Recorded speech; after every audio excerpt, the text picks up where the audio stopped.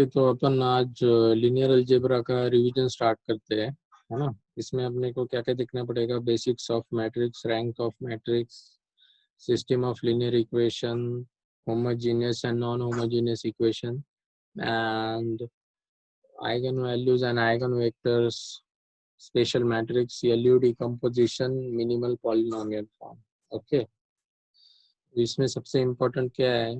ये इधर तक सबसे इम्पोर्टेंट है। ये शायद आयन के सिलेबस में नहीं है, बट कभी कभी क्वेश्चन पूछ लेता है ना। तो एक्चुअली मैट्रिक्स का ये एलिमेंट है, ये पोजीशन ऑफ रो है, पोजीशन ऑफ कॉलम को डिनोट करता है। ये rows, number of rows, number of columns है। ओके,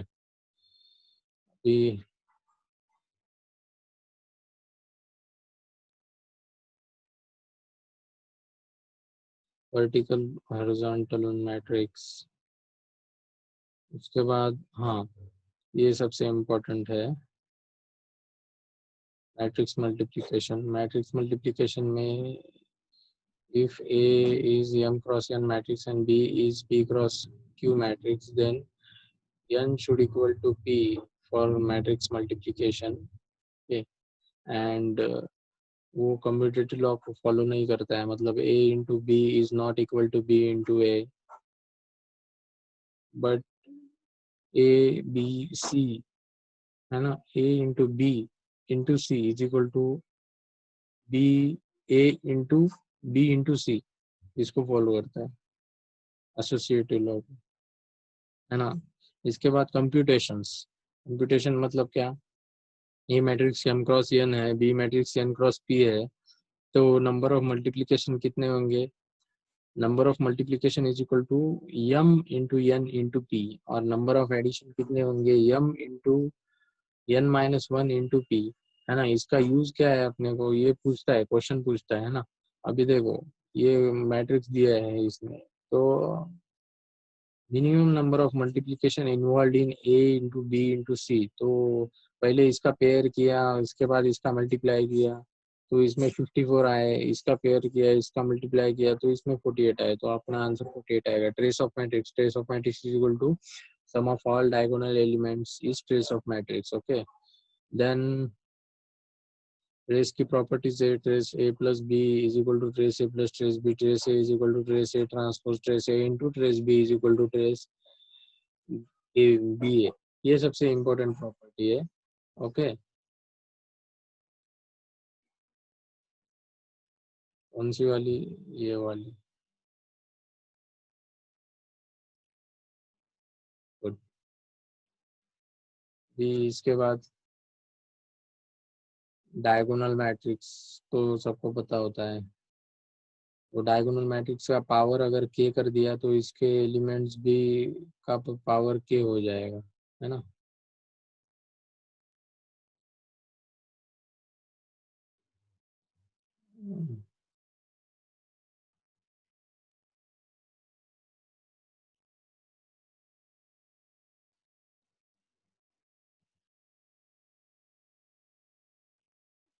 उसके बाद अपर ट्रायंगुलर में, हाँ, डायगोनल एलिमेंट, डायगोनल मैट्रिक्स का डिटरमिनेंट भी उसका multiplication of all its diagonal elements होता है। अपर ट्रायंगुलर मैट्रिक्स का भी, लोअर ट्रायंगुलर मैट्रिक्स का भी। ऐसा क्यों होता है अपने को तो ये पता है, क्योंकि इसके इससे अगर मल्टीप्लाई कर दोगे बाकी सब, डिटरमिनेंट की डेफिनेशन क्या होती है कि वो फैक्टर इनटू माइनर्स, है ना। तो इसके लिए वो जीरो हो जाएगा, इसके लिए बचा रहेगा, इसलिए।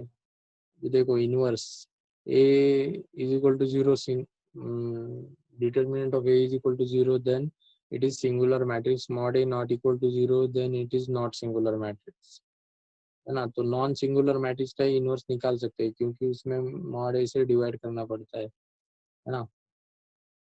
अभी देखो, if A into B is equal to I, then इधर मल्टीप्लाई करेंगे, इधर ए इनवर्स से मल्टीप्लाई करेंगे, तो B is equal to A inverse आ जाएगा, है ना। तो ए इनवर्स क्या होगा? Actually adjoint of A divide by A, है ना। एडजॉइंट ऑफ ए मतलब क्या? ये सबसे इम्पोर्टेंट पॉइंट है। एडजॉइंट ऑफ ए मतलब क्या? को फैक्टर मैट्रिक्स का ट्रांसपोज, है ना। अभी को फैक्टर मैट्रिक्स का ट्रांसपोज मतलब क्या, इसमें सिर्फ और सिर्फ को फैक्टर निकालने हैं अपने को, है ना। उसके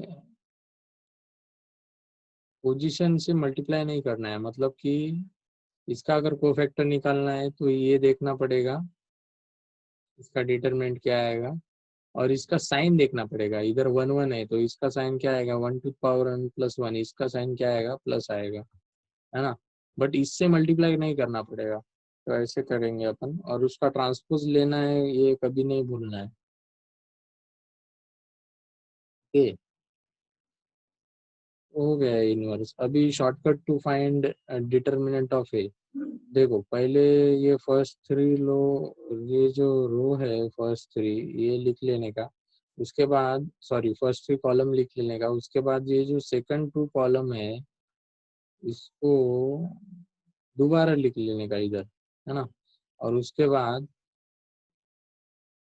ये दोबारा लिखने के बाद ऐसा मल्टीप्लिकेशन करने का, ऐसा मल्टीप्लिकेशन करने का, ऐसा मल्टीप्लिकेशन करने का, माइनस ऐसा मल्टीप्लिकेशन, ऐसा मल्टीप्लिकेशन, ऐसा मल्टीप्लिकेशन, फुल सिमेट्री है तो याद रखने की कुछ जरूरत नहीं है। Okay, shortcut to find inverse of 3 into 3 matrix. देखो अभी ये कैसे करने का ये भी देख सकते हैं, बट इसमें कैसा है, बहुत प्रैक्टिस करनी पड़ती है। और कभी कभी एग्जाम में जो क्वेश्चन आते हैं इनवर्स के, उसमें एक दो एलिमेंट अपन को मिल गया तो अपन देख सकते हैं कि कैसे होने वाला है। तो एग्जाम के पॉइंट ऑफ व्यू से ये इम्पोर्टेंट नहीं है, इसलिए मैं ये रिवीजन में नहीं रखूँ। ये सबसे इम्पोर्टेंट है। Okay, properties of transpose and inverse. A into B transpose is equal to B transpose into A transpose. Okay, उसके बाद A इनवर्स का transpose is equal to A transpose into A inverse, ये very good property. Then A inverse का determinant is equal to 1/A, तो ये कैसे हो गया ये देखेंगे अपन। ओके, देखो A इनवर्स क्या होता है, A inverse is adjoint of A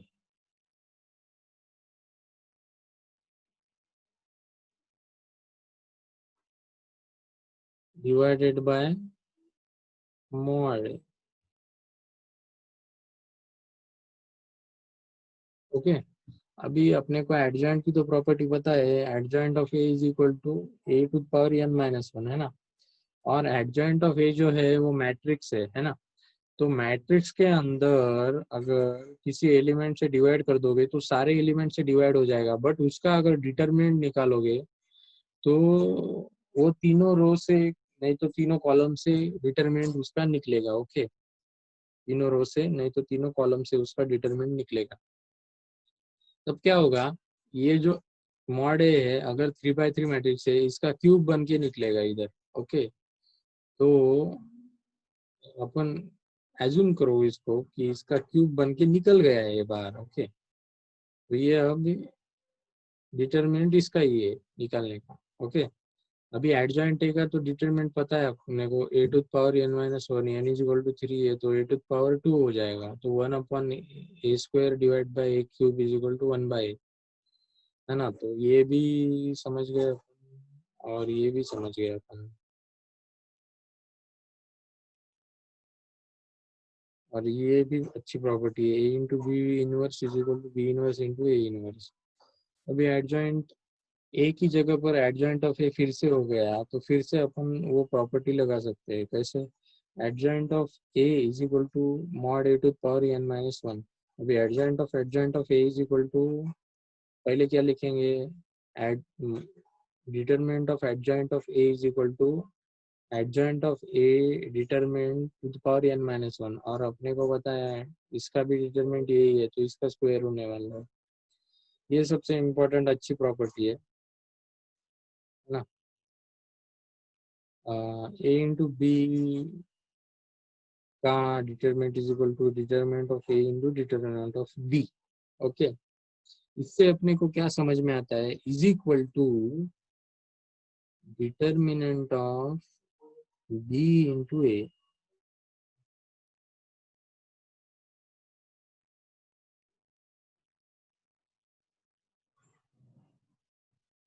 क्योंकि इसको सेपरेट करेंगे तो यही मिलेगा। और ये तो प्रॉपर्टी अभी अभी देखी थी, के इंटू ए का mod is equal to K to power N into A. Okay, अभी थोड़ा फास्ट चलते हैं।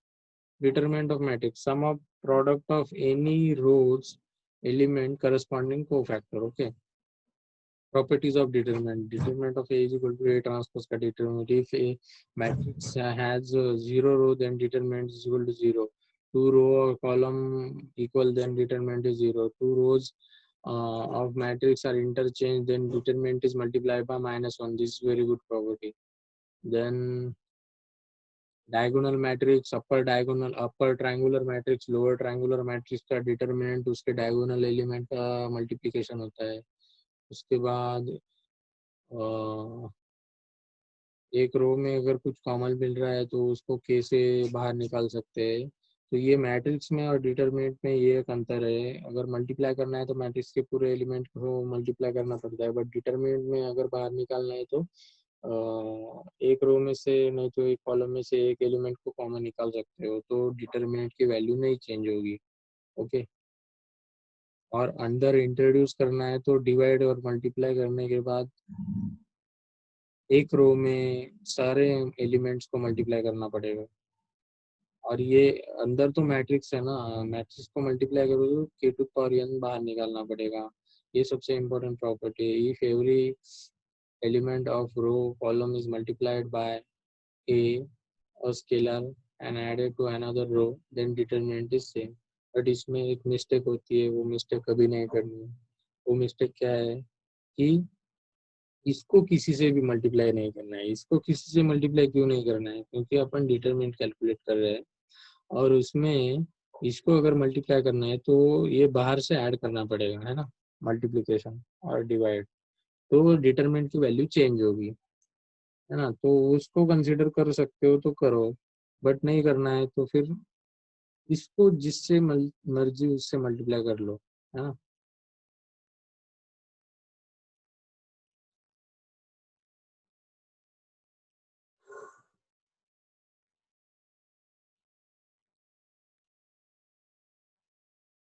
उसके बाद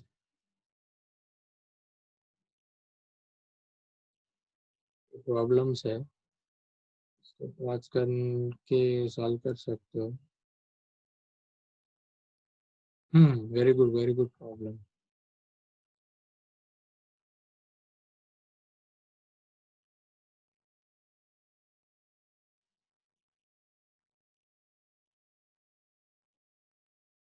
तो देखो इस प्रॉब्लम में क्या है, अभी ये जो समेशन ऑपरेटर है ना, ये इसके अंदर जा सकता है डिटरमिनेंट के अंदर, मतलब अगर ऐसी सिचुएशन हो गई तो, क्योंकि जब इसको ओपन करेंगे डिटरमिनेंट को तब ये अंदर तो जाने ही वाला है ना। तो इससे अंदर बाहर ऐसे कुछ तो भी कर सकता है, इससे हम ऐसा समझ सकते हैं।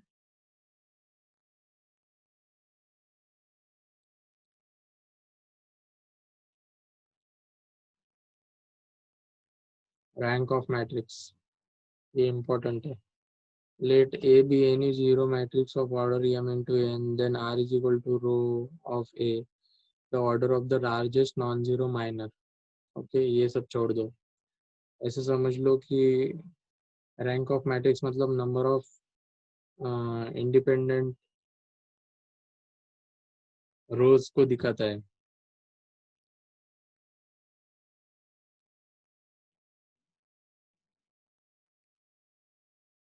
ना।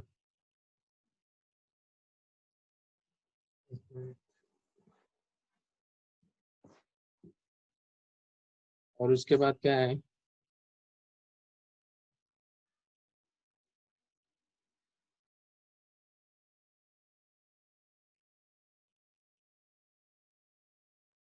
if at least one of them is zero then rank of matrix।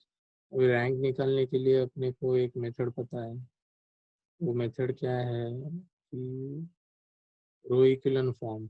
Okay, row equivalent form मतलब क्या, इस टाइप से मैट्रिक्स होना चाहिए अगर इस टाइप से मैट्रिक्स है तो इसमें number of non zero rows जितने होंगे उतना रैंक होगा. Similarly we can do it for column also. Okay, ऐसा अपन कॉलम के साथ भी कर सकते हो.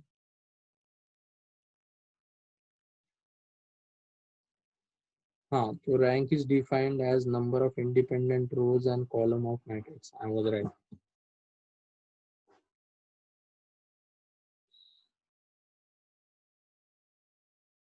ये रैंक की प्रॉपर्टी है.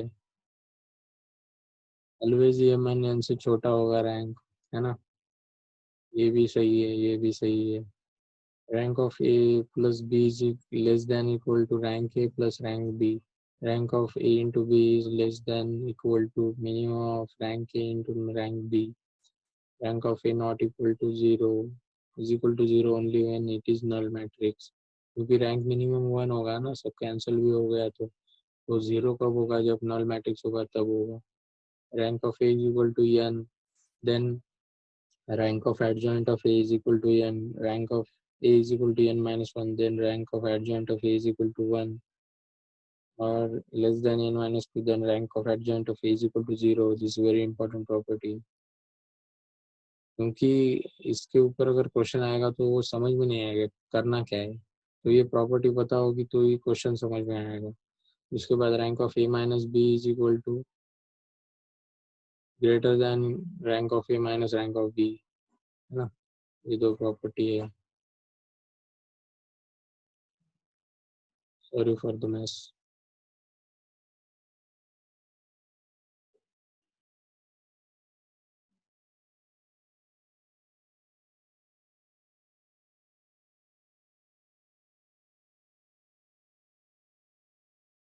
उसके बाद हाँ, मैट्रिक्स में आप इधर मल्टीप्लाई कर सकते हो, है ना. ये जो ऑपरेशन है ना, तो ये ऑपरेशन कर सकते हो इधर मल्टीप्लाई करके, बट डिटरमिनेंट में इधर मल्टीप्लाई करने से बचना पड़ेगा.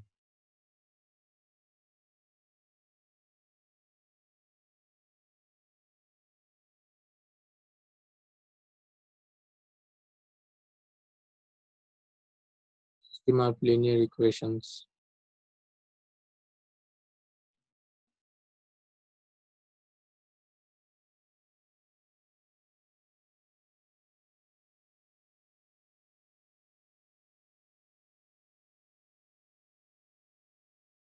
देखो, सिस्टम ऑफ लीनियर इक्वेशन पहले 2 by 2 का समझ लेते हैं. ये 2 स्ट्रेट लाइन है, 2 पैरेलल लाइन है, और ये कोइंसिडेंट लाइन है. Assume that it is parallel. Okay, तो इसमें क्या होता है अपना, a1/a2 is not equal to b1/a2 is not equal to c1/c2, है ना. इसमें क्या होता है, a1/a2 is equal to b1/b2 is not equal to c1/c2. इसमें क्या होता है, a1/a2 is equal to b1/b2 is equal to c1/c2, है ना. तो इसमें भी डिटरमिनेंट वाली कंडीशन अप्लाई कर सकते हैं अपन, है ना. वो आगे देखेंगे. तो देखो, ये 3/3 में और 2/2 में ये अपन कर सकते हैं. For unique solution delta not equal to 0 और x1 is equal to delta on divide by del x2 is equal to delta 2 divided by determinant, x3 is equal to delta 3 divided by determinant. Okay, और delta 1 delta 2 delta 3 कैसे निकालना है. देखो, delta 3 कैसे निकालना है, a11 a12 और इसके जगह पे b12 b3 ये रख देने का है. सिंपल है. यूनिक सॉल्यूशन क्यों बोला है, क्योंकि इसमें डेल्टा नॉट इक्वल टू 0 है ना. डेल्टा नॉट इक्वल टू 0 मतलब क्या, ये कंडीशन सेटिस्फाई होगी, a1/a2 not equal to b1/b2 not equal to c1/c2, है ना. उस केस में डिटरमिनेंट 0 नहीं आएगा. अगर a1/a2 रेशियो सेम है तो अपन ने डिटरमिनेंट की प्रॉपर्टी में पढ़ा था कि वो ये होगा, डिटरमिनेंट उससे अफेक्ट होगा और 0 होगा. इनफाइनाइटली मेनी सॉल्यूशन में क्या होगा, वो कॉन्स्टेंट लाइन होनी चाहिए. तो delta is equal to 0 and all the dels is equal to 0, है ना. ये ये भी सही है. और इसके बाद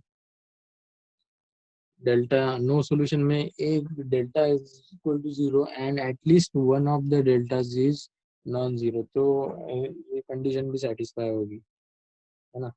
तो एक्चुअली ये लेंदी प्रोसीजर है, इसलिए हमने क्या एक नई प्रोसीजर इन्वेंट की है, गॉस ने इन्वेंट की है, तो वो प्रोसीजर अपन फॉलो करेंगे,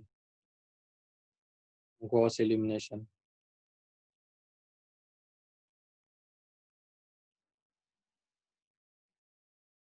गॉस एलिमिनेशन में क्या है, इस तरह से हमें कुछ मैट्रिक्स को लाना है, उसको अपन बोलेंगे एग्यूमेटेड मैट्रिक्स। और उसके बाद ये बहुत सिंपल कंडीशन है ना, x is equal to B, ये सिस्टम ऑफ लीनियर इक्वेशन है अपना, n is equal to number of unknown, m is equal to number of equations. अभी देखो, augmented matrix is equal to, sorry, rank of augmented matrix is equal to the rank of A अगर हो गया तो क्या होगा, consistent होगा, है ना, मतलब यूनिक सॉल्यूशन होगा, सॉरी यूनिक सॉल्यूशन होगा नहीं ये नहीं बता सकते, बट उसका सॉल्यूशन होगा ये तो बता सकते हैं। अभी इसमें rank of A augmented matrix is equal to rank of A is equal to R is equal to N होगा, एन मतलब नंबर ऑफ अननोन, तो यूनिक सॉल्यूशन होगा, इधर दिखाई नहीं दे रहा है। और उसके बाद rank of augmented matrix is equal to rank of A is less than N होगा, मतलब number of unique, sorry, number of unknown, तो इनफाइनाइट मेनी सॉल्यूशन होगा। और इन दोनों का रैंक अगर इक्वल नहीं होगा तो नो सॉल्यूशन होगा, है ना। तो ये डिटरमिनेंट वाली कंडीशन इसमें भी अप्लाई होती है। कैसे होती है वो अपन देख सकते हैं। अगर रैंक रैंक दोनों का सेम होगा ऐसा अपन बोल रहे हैं, है ना, और रैंक दोनों का सेम नहीं होगा तो मतलब एक का डिटरमिनेंट जीरो होगा, ऐसा अपन कुछ तो लॉजिक लगा सकते हैं। और इसमें रैंक कम होगा नंबर ऑफ इक्वेशन से, तो रैंक कम होगा मतलब क्या, उसका डिटरमिनेंट जीरो हो रहा है ना, सारे इसका डिटरमिनेंट जीरो हो रहा है, सारे इसका जीरो डिटरमिनेंट क्यों जीरो हो रहा है, क्योंकि rank of aggregated matrix is equal to rank of A, और वो less than number of equation है, और इसमें सेम है ना, तो इसमें रैंक जीरो नहीं हो रहा है, सॉरी रैंक मतलब जितने नंबर ऑफ अननोन है उतने उतना ही रैंक है।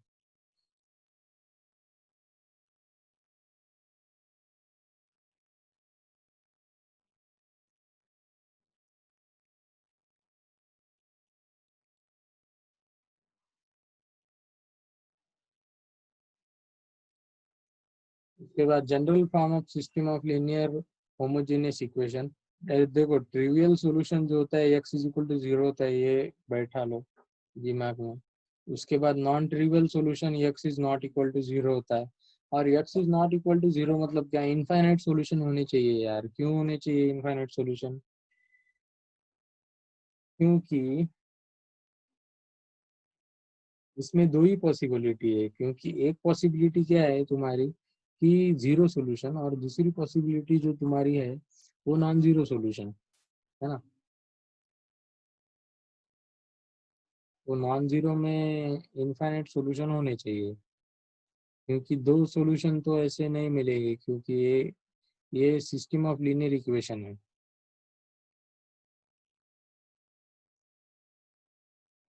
सॉरी होमोजेनियस इक्वेशन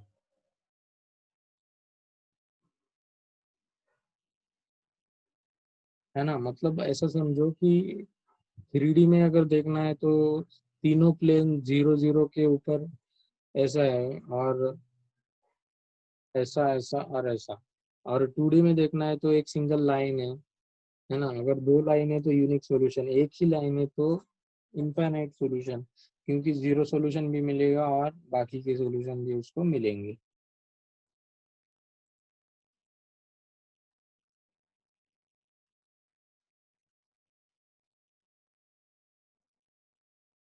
है ना। तो इसमें भी कंडीशन है, ये भी देख लेंगे।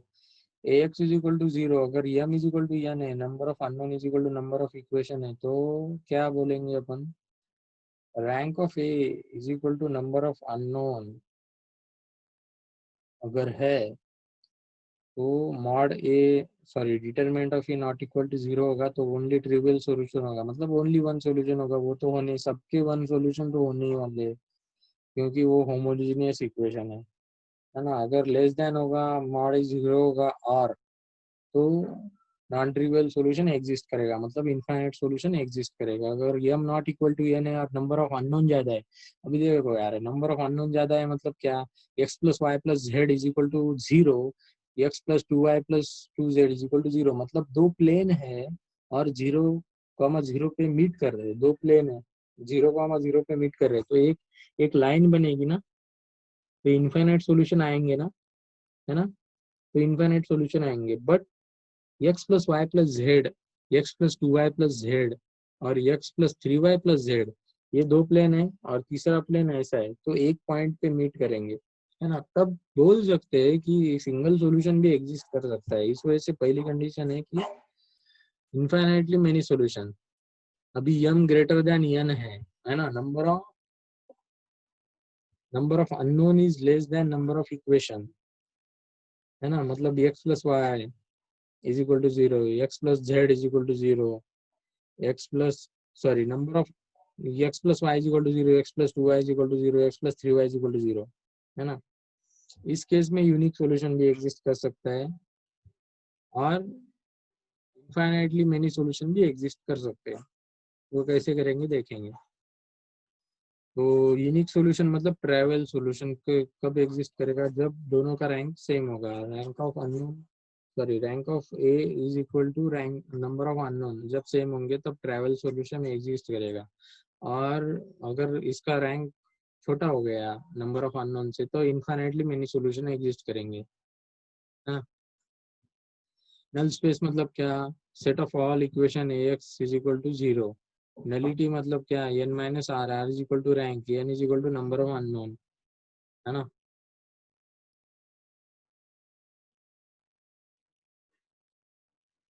लीनियरली डिपेंडेंट मतलब क्या, x is equal to alpha, y is equal to linearly dependent.